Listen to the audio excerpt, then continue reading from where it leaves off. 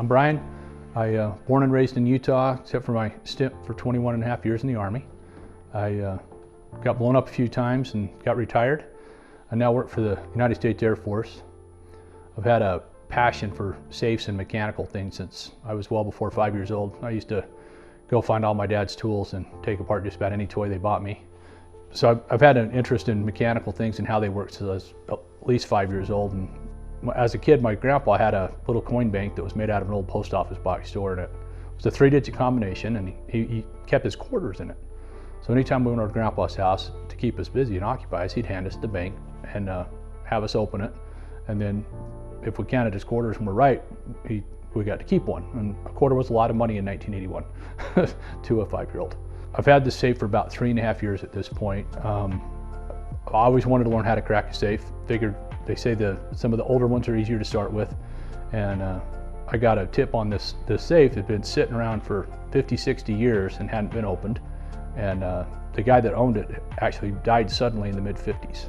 His house and where he kept all the business running and everything was not together. So his wife was never around to open the safe, or he'd never even shared a combination. So the combination was lost when he passed away back in 1955-ish, but they were a little off on the size. When I went up there to get it, I was actually kind of shocked at how big it was. And I think the safe's got to weigh at least 3,500 pounds. So the safe actually was made in the late 1800s. From the patent numbers and everything on it, and the style, the handle, and the dial, I've pretty much narrowed it down to being somewhere in 1888 to 1889. Back then, there were several safe companies, most of them Pennsylvania, Ohio area, and they actually would hire artists, actual painting artists, to actually come in and paint mural pictures on the front of them. And I'll tell you, they're fantastic.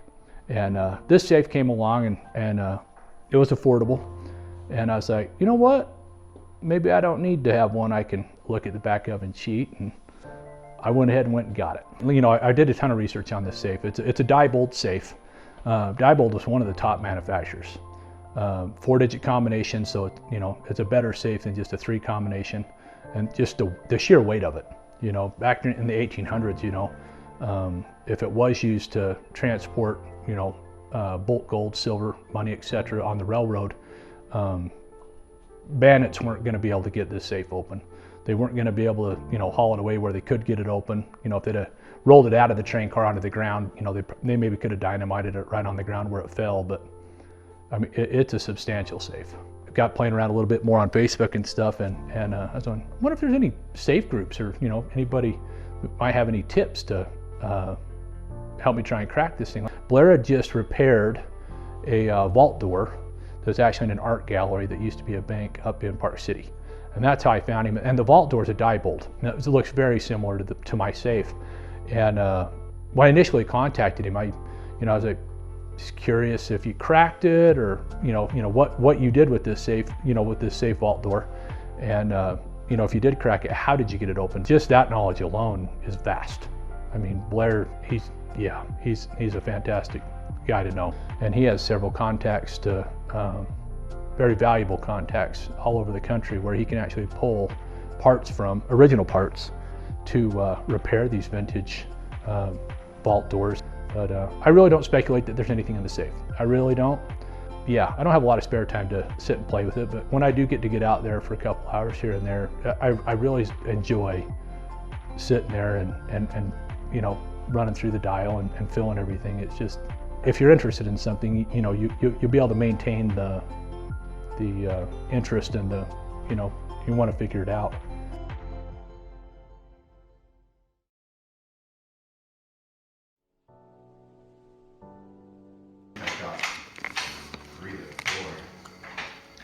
I got it. Oh my gosh. Wow. There's the banker door right there. Oh my gosh, it's beautiful. Wow. It is not a bulk transport safe. That is gorgeous. So it looks like, is that a... And it was heavily used. Look at the key. Look at the where the, yeah, there's... That's where the keys dangle. Yeah, the key would have...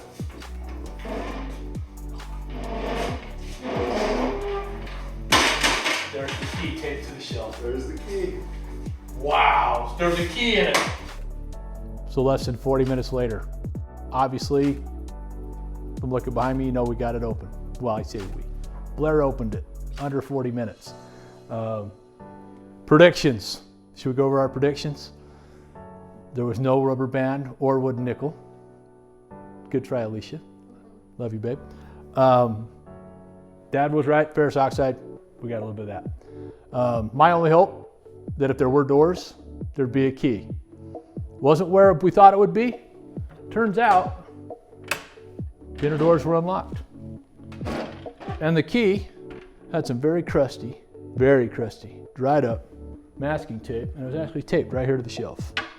So kudos to whoever taped that there. I want to thank them. They're probably upstairs, so they can probably hear this right now. But we got the key. It is open.